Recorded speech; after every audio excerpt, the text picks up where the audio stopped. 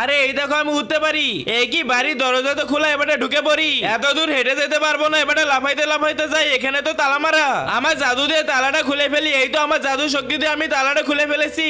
মা বাবা তো কেউ ঘরে নেই, এখান থেকে আমি কিছু টাকা নিয়ে নি। থাক, আমার টাকা লাগবে না, জাদু শক্তি দিয়ে দোকান থেকে যাই কিছু ফ্রিতে খেয়ে আসি। আরে দোকানদার, তোমার হাতে ওটা কি? এটা সোনারা, তুমি যদি জিততে চাও তাহলে লটারি কাটা লাগবে। ঠিক আছে, তো আমি কাটে রাজি আছি। তাহলে দাঁড়িয়ে আছো কেন, তাড়াতাড়ি শুরু করো। আরে দাঁড়াও, তার আগে নিম পাতার এই চকলেটটা খেয়ে নি, খেতে অনেক বেশি মজা। এবারে খুলে দেখি কি পেয়েছি।